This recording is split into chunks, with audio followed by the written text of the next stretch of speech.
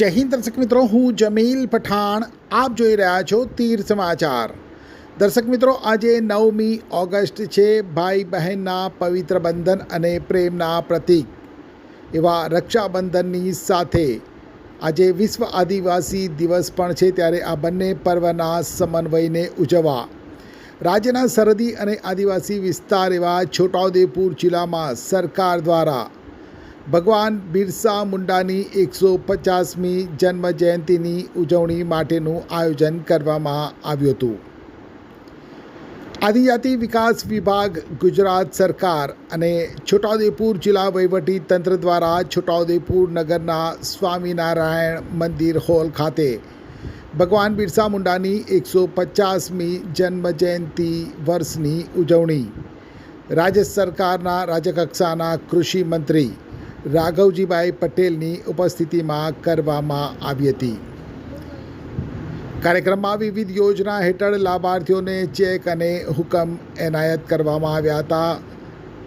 કાર્યક્રમમાં કૃષિ મંત્રીની સાથે સાંસદ જસુભાઈ રાઠવા, ધારાસભ્ય રાજેન્દ્રસિંહ રાઠવા, પૂર્વ રાજ્યસભાના સાંસદ નારણભાઈ રાઠવા, જિલ્લા ભાજપ પ્રમુખ ઉમેશભાઈ રાઠવા, તાલુકા પંચાયતના પ્રમુખ કલ્પનાબેન રાઠવા, જિલ્લા કલેક્ટર ગાર્ગી જૈન, મદદનીશ કલેક્ટર મુસ્કાન ડગર સહિત વિવિધ વિભાગના અધિકારીઓ, આગેવાનો અને મોટી સંખ્યામાં સ્થાનિક લોકો ઉપસ્થિત રહ્યા હતા.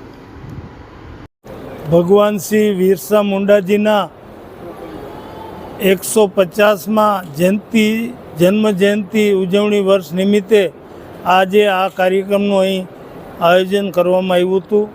કાર્યક્રમમાં પદાધિકારીશ્રીઓ અને અધિકારીઓશ્રી પૂરતા પ્રમાણમાં હાજર રહ્યા હતા અને વિશાળ સંખ્યામાં આદિવાસી ભાઈ બહેનોએ પણ આ કાર્યક્રમમાં ખૂબ ઉત્સાહભેર ભાગ લીધો હતો. સરકારની વિવિધ કલ્યાણકારી યોજના અને આદિવાસી સમાજને લગતી યોજનાના અમલીકરણના લાભાર્થીઓને અહીં લાભ આપવાના કાર્યક્રમનું પણ આયોજન થયું હતું. એકંદરે વહીવટીતંત્ર દ્વારા ખૂબ સુંદર રીતે આ કાર્યક્રમનું આયોજન થયું હતું. એક્ટિવાથી લઈ જેસીબી સુધીના, ટૂંકમાં દરેક વાહનના અને દરેક કંપનીના, જી હા, દરેક કંપનીના અને દરેક સાઇઝના ટાયર એકદમ કિફાયતી ભાવમાં મળશે અને તે પણ આપણા છોટાઉદેપુરમાં. જી હા, છોટાઉદેપુરમાં.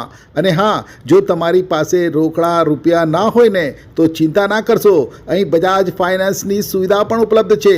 સરનામું છે Apex Traders, Silver Spoon hotel સામે, triangle complex, highway road, Chhota Udepur.